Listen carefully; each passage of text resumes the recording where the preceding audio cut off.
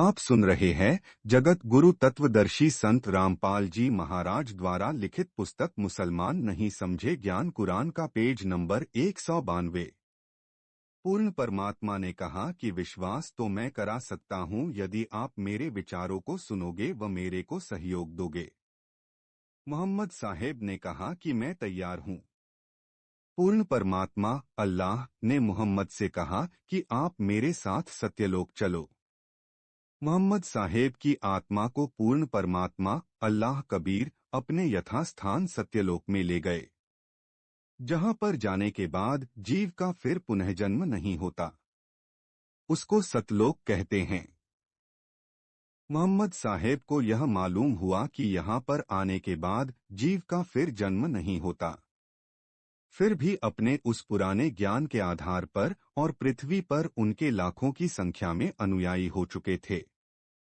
उनसे मोहम्मद साहेब की प्रभुता बहुत बनी हुई थी, उनका महत्व हो गया था। इस अपनी महिमा के कारण सतलोक नहीं रहे। पूर्ण अल्लाह पर विश्वास नहीं किया, वहां पर रहना स्वीकार नहीं किया और वापस पृथ्वी पर ही आ गए। अल्लाह कबीर ने उनको 5 कलमे जाप के बताए। उनमें से एक कलमा ही संगत को बताया, अल्लाहु अकबर, अन्य नहीं बताए जो कुरान में सांकेतिक कोड वर्ड्स शब्दों में लिखे हैं। गरीबदास जी महाराज की वाणी के आधार पर हम मोहम्मद को वहां सतलोक ले गयो, इच्छा रूपी वहां नहीं रहो। उल्ट मोहम्मद महल शरीर में पठाया, गुज बीरज एक कलमा लाया। रोजा बंग नमाज दई रे, बिस्मल की नहीं बात कही रे। मोहम्मद ने नहीं ईद मनाई, गऊ न बिस्मल की ती। एक बार कहा मोमिन मोहम्मद, तापर ऐसी बीती। पूर्ण परमात्मा कबीर साहेब की कृपा से मोहम्मद जी कुछ सिद्धि शक्ति युक्त हो गया। एक दिन नबी मोहम्मद जी के सामने अचानक एक बकरा मर गया। हजरत मोहम्मद ने हमदर्दी जताते हुए व कलमा पढ़ते हुए जो ही अपना हाथ उस मृत बकरे के शरीर से लगाया, वह मृत बकरा जीवित हो गया। नबी मोहम्मद आश्चर्यचकित रह गए तथा समझ गए कि उस अल्लाह की कृपा से शक्ति युक्त हो गया हूँ। एक दिन कुछ अनुयायी हजरत मोहम्मद जी के पास बैठे थे तथा उनकी भेड़ बकरियां वहां घास चर रही थी। एक तगड़ा बकरा दूसरे कमजोर बकरे को मार रहा था। उस समय नबी मोहम्मद जी ने अपने मुख से कलमा मंत्र पढ़ा, जिससे वह तगड़ा बकरा मर गया। सर्व उपस्थित मुसलमानों ने देखा कि नबी मोहम्मद जी ने अपनी शब्द शक्ति वचन से बकरा मार दिया। फिर वह गरीब व्यक्ति जिसका वह बकरा था रोने लगा कि मुझ निर्धन के पास 2 बकरियां तथा यह एक ही बकरा था। तब हजरत मोहम्मद जी ने कहा कि ए खुदा के बंदे मुसलमान रो मत, अभी तेरे बकरे को जीवित करता हूँ। मोहम्मद जी उठे तथा बकरे के पास जाकर कलमा पढ़ा तथा हाथ से स्पर्श किया। उसी समय वह बकरा जीवित हो गया। सर्व मुसलमानों ने वह दिन तथा समय नोट कर लिया तथा सर्व मुसलमान समाज में हजरत मोहम्मद जी की बड़ाई होने लगी।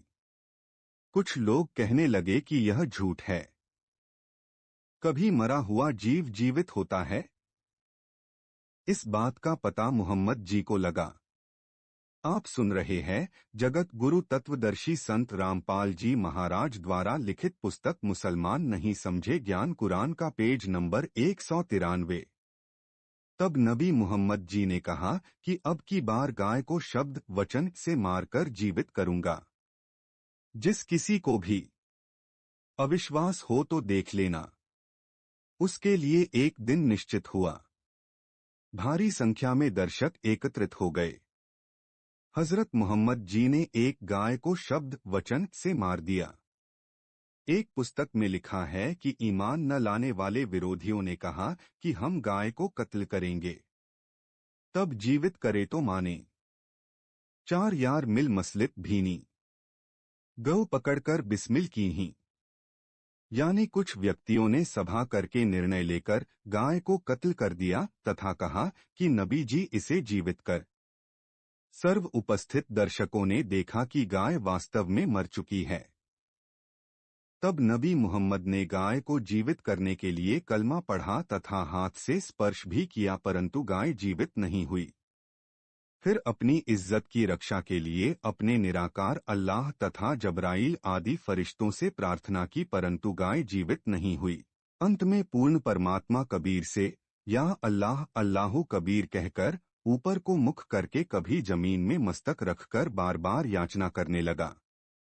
फिर उसी पूर्ण परमात्मा को हृदय से पुकारा कि हे कुल मालिक अल्लाह कबीर, इसी को अल्लाहु अकबरु कहते हैं, मेरी लज्जा रखो। उस समय वही पूर्ण परमात्मा गुप्त रूप में, शब्द रूप में आए। केवल मोहम्मद साहेब को दिखाई दिए, अन्य को नहीं। अल्लाह कबीर ने अपनी शक्ति से उस गऊ को जीवित कर दिया। मोहम्मद साहेब ने देखा तथा अन्य दर्शकों को पूर्ण परमात्मा सत्य पुरुष दिखाई नहीं दिए। वह गऊ जीवित हो गई। दर्शक सोच रहे हैं कि यह गाय मोहम्मद साहेब ने जीवित की है, परंतु मोहम्मद साहेब को यह विश्वास हो गया कि यह तेरे बस से बाहर की बात थी, लेकिन किसी को नहीं बताया। स्वयं बहुत प्रभावित हुए। पूर्ण परमात्मा हक्का कबीर अंतर्ध्यान हो गए। मोहम्मद साहेब बहुत प्रार्थना करते हैं कि हे पूर्ण परमात्मा, मुझे एक बार फिर दर्शन दो, परंतु पूर्ण परमात्मा ने उन्हें फिर दर्शन नहीं दिए, क्योंकि वे प्रभु की आज्ञा की अवहेलना कर चुके थे तथा यह भी स्वीकार नहीं किया था कि मैं इस 5वीं किताब स्वसम सूक्ष्म वेद का भक्त समाज में प्रचार कर दूंगा। वह मोहम्मद जी ने अपने पास गुप्त रखा। ऐसा ही मोहम्मद जीवन परिचय में प्रमाण मिलता है कि मोहम्मद साहेब कई दिनों तक अपने मकान मस्जिद में अंदर ही रहे, नमाज के लिए बाहर नहीं आए। जब अनुयायियों ने आवाज दी तो मोहम्मद साहेब ने कहा कि तुम नमाज करो, मैं तुम पर 5वां कलाम प्रभु की वाणी नहीं थोपना चाहता, इसको मैं स्वयं रखूंगा। मेरे को अल्लाह का हुक्म हुआ है। एक 5वीं किताब और मुझे मिली है, लेकिन यह तुम्हें नहीं दूंगा, इसका आप पर वजन नहीं डालूंगा। ऐसा कहकर वह सूक्ष्म वेद का ज्ञान नहीं दिया। उसके बाद मोहम्मद साहेब के अनुयायियों ने उनके शरीर छोड़ जाने के बाद वह दिन हजरत मोहम्मद की समर्थता के प्रतीक में मनाना शुरू किया, जिस दिन मोहम्मद साहेब ने शब्द वचन से बकरे को मारा था और जीवित कर दिया था, फिर शब्द से गऊ को मारा था और उसी गाय को पूर्ण परमात्मा सत कबीर अर्थात अल्लाहु कबीर ने स्वयं आकर जीवित किया था। आप सुन रहे हैं जगत गुरु तत्वदर्शी संत रामपाल जी महाराज द्वारा लिखित पुस्तक मुसलमान नहीं समझे ज्ञान कुरान का पेज नंबर 194। लेकिन पूर्ण परमात्मा अन्य को दिखाई नहीं दिए, इसलिए हजरत मोहम्मद के अनुयायियों ने सोचा कि यह गाय हजरत मोहम्मद जी ने ही जीवित की है। वे तिथियां जिस दिन गाय व बकरे को मारकर जीवित किया था, मुसलमानों ने याद रखा। मोहम्मद साहेब के शरीर त्याग जाने के बाद उस दिन की याद ताजा रखने के लिए उन दिनों में गाय तथा बकरे को बिस्मिल हत्या किया जाने लगा। बिस्मिल तो करने लग गए, लेकिन उसको जीवित नहीं कर पाए। गरीबदास जी की वाणी से, मारी गऊ शब्द के तीरंग, ऐसे होते मोहम्मद पीरंग। शब्द फेर जीवाई, हंसा राख्या मास नहीं भाख्या, ऐसे पीर मोहम्मद भाई। मुसलमान मान रहे हैं कि मोहम्मद साहेब ने गाय को शब्द से मारकर जीवित कर दिया। इसलिए समझाया है कि मुसलमानों के पीर मोहम्मद तो ऐसे महान थे, उन्होंने तो गाय को वचन से मारकर जीवित कर दिया था। यदि मांस खाना होता तो जीवित ही नहीं करते, लेकिन हजरत मोहम्मद जी ने हंसा गाय के जीव की रक्षा की, उसे जीवन दान दिया, मांस नहीं खाया। हे भाई मुसलमान, हजरत मोहम्मद ऐसे महान पीर थे। जब आप किसी को जीवन दान नहीं दे सकते तो उसका जीवन भी नहीं छीनना चाहिए, यह महापाप है। परंतु उपरोक्त परपंरा चल पड़ी। उस समय हर नगर में इस शुभ दिन को मनाने के लिए यह प्रक्रिया शुरू हो गई थी। निश्चित दिन बकरे व गाय काटी जाने लगी। उन बकरे तथा गाय के कटे हुए शरीर को नगर से दूर जंगल में डाल दिया जाता था, जिसे गिद्ध पक्षी या अन्य जंगली मांसभक्षी जानवर खाते थे। मुसलमान उनका मांस नहीं खाते थे। यह परंपरा प्रारंभ हो गई। कई वर्ष ठीक चलता रहा। जैसे आजकल हर जगह मस्जिद बनी हुई हैं और वहां पर मुल्ला लोग रहते हैं और वे धार्मिक शिक्षा दिया करते हैं, ऐसे ही उस समय बहुत से मस्जिद स्थान स्थान पर बन गए थे, जहां पर ये काजी या मुल्ला धार्मिक ज्ञान देने वाले रहा करते थे। उनको सामूहिक आदेश दिया गया था कि हर नगर व गांव में इस खुशी को मनाओ, अपने अनुयायियों को विधिवत साधना बताओ। एक समय अकाल पड़ा। दुर्भिक्ष के कारण भूखे मरकर दुनिया प्राण त्याग रही थी। कलमा पढ़कर गाय को हलाल किया गया। उसकी गर्दन काट दी गई। मांस को जंगल में डाल दिया कि उसको जंगली पशु पक्षी खा लेंगे, हम मुसलमान नहीं खाएंगे। क्योंकि जो मांस खाता था उसको पापी प्राणी गिना जाता था। बहुत भयंकर सजा दी जाती थी। शराब, मांस, तंबाकू मुसलमान धर्म में बिल्कुल नहीं था। अकाल पड़ने से भूख के मारे दुनिया मर रही थी। उसी समय प्रत्येक गांव में वह त्योहार मनाया गया। गाय बिस्मिल करके जंगल में डाल दी गई। भूखे मरते हुए कुछ एक मुसलमानों ने उस गऊ के मांस को खा लिया। उसको अन्य ने देखा और उन मांस खाने वालों की शिकायत की गई। गांव में एक हलचल सी मच गई कि ऐसा जुल्म कर दिया। मुसलमान ने मांस खा लिया। हद है, धिक्कार है, इसको सजा दो, गांव से निकाल दो, खत्म कर दो। सभी लोग एकत्रित हुए और दोषियों को पकड़ा गया। मुल्ला और काजियों के पास ले जाया गया। इस प्रकार की घटना हर शहर और हर गांव में हो गई।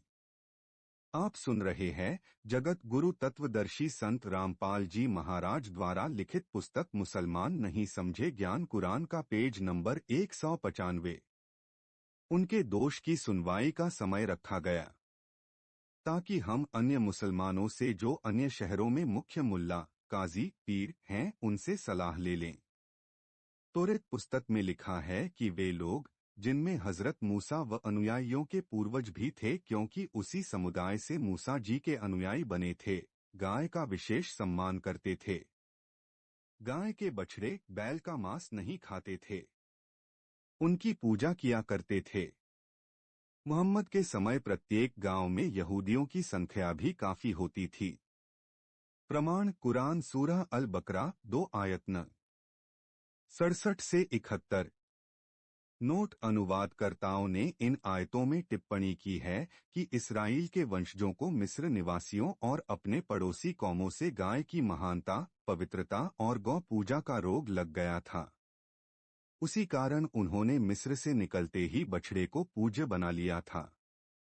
इसलिए जब मूसा में प्रवेश काल के दूत ने अपनी कौम यानी मूसा की कौम, क्योंकि मूसा बोलता नजर आता था, बोलता फरिश्ता था, को गाय जब्ह करने को कहा कि यह अल्लाह का हुक्म है, तब उन्होंने कहा कि मूसा क्यों मजाक करता है? अल्लाह गाय को कत्ल करने को नहीं कह सकता। जो मुख्य मुल्ला या काजी थे, उनके पास चारों ओर से शिकायतें आई। हजारों की संख्या में लोग दोषी पाए गए। उस समय यह फैसला लिया गया कि इन सभी को सजाए मौत नहीं देनी चाहिए। मांस खाने वाले को सजाए मौत का प्रावधान किया जाता था। सलाह बनाई की जाकर आदेश दे दो कि जो गाय का मांस था वह कलमा पढ़ने से पवित्र हो गया था और उसको खाने से वे दोषी नहीं हुए, क्योंकि वह प्रसाद बन गया था। इसलिए उन्हें माफ किया जाए, सजाए मौत नहीं देनी चाहिए। यदि वैसे कोई किसी प्राणी को स्वयं मारकर मांस को खाएगा, वह दोषी होगा। गाय जो बिस्मिल की गई थी, इस पर कलमा पढ़ा था, जिससे इसका मांस पवित्र हो गया था और प्रसाद बन गया था। इसलिए इसको खाने का पाप नहीं लगा। वहां पर ये बचाव करना बहुत आवश्यक हो गया था। इसलिए उस समय के महापुरुषों ने, मुसलमानों के मुखियों ने सोचा तो अच्छा था, लेकिन आगे चलकर यह बुराई का कारण बन गया। सभी जगह बात फैल गई कि कोई बिस्मिल की हुई गाय या बकरे का मांस खाता है तो वह प्रसाद रूप में खाया जाता है और उसका कोई पाप नहीं लगेगा। अब इस पाप कर्म ने धर्म का रूप धारण कर लिया। उसको वे मौलवी लोग भी मना नहीं कर पाए। इसी प्रकार वह बकरा हलाल करने का दिन भी उसी अकाल के दौरान आया जिसे बकरीद नाम से मनाया जाता है। उसमें भी यह घटना हुई तथा उसका भी उपरोक्त निर्णय लेकर दोषियों को दोष मुक्त कर दिया गया। विशेष परिस्थितियों के कारण ऐसे पवित्र धर्म में यह भयंकर बुराई शुरू हो गई। हजरत मोहम्मद तथा उनके 1,80,000 अनुयायियों ने कभी मांस, शराब, तंबाकू सेवन नहीं किया और न ही ऐसा करने का आदेश दिया। अब इसका अंत विशेष विवेक और विचार के साथ किया जा सकता है।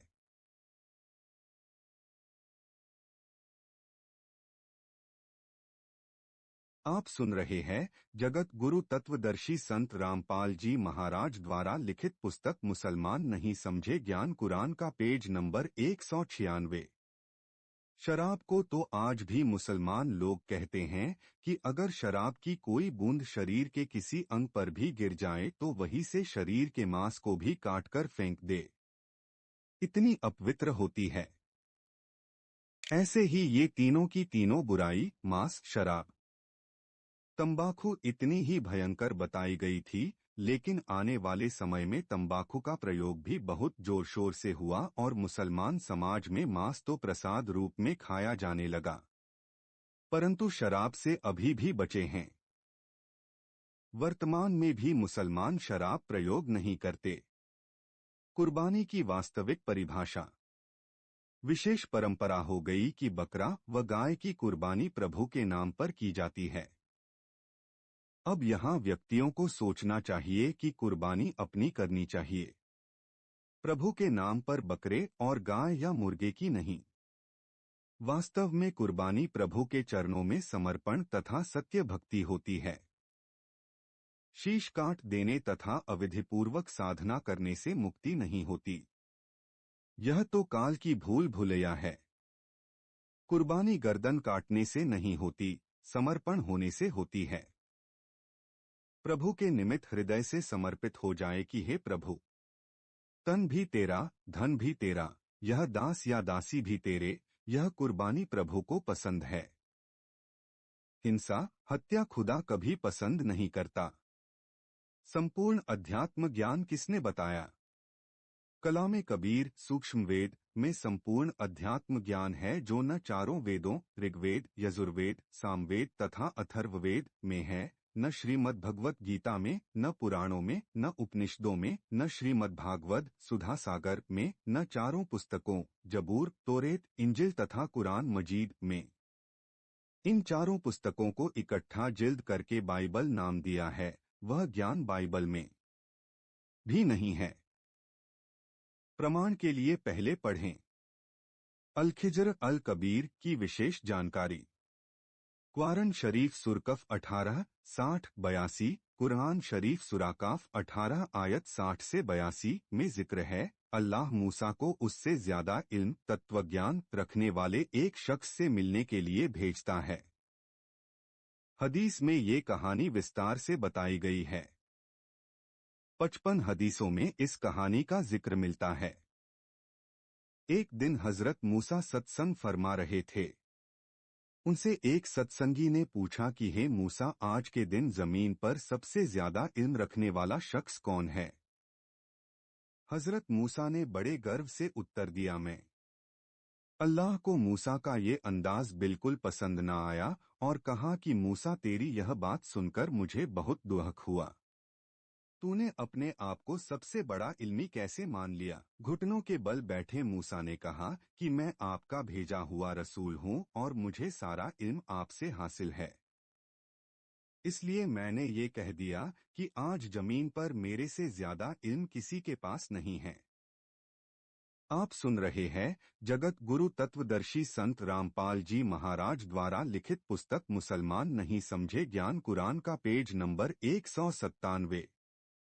अल्लाह ने कहा कि मूसा, जमीन पर तेरे से ज्यादा इल्म रखने वाला शख्स मौजूद है और तेरा इल्म उसके इनके सामने कुछ भी नहीं। मूसा ने कहा कि हे अल्लाह, मैं उस शख्स से मिलना चाहता हूँ ताकि मैं वो इल्म हासिल कर सकूँ जो मेरे पास नहीं है। वो शख्स कहाँ रहता है और कैसे मिलेगा, ये बताने की मेहरबानी कीजिए।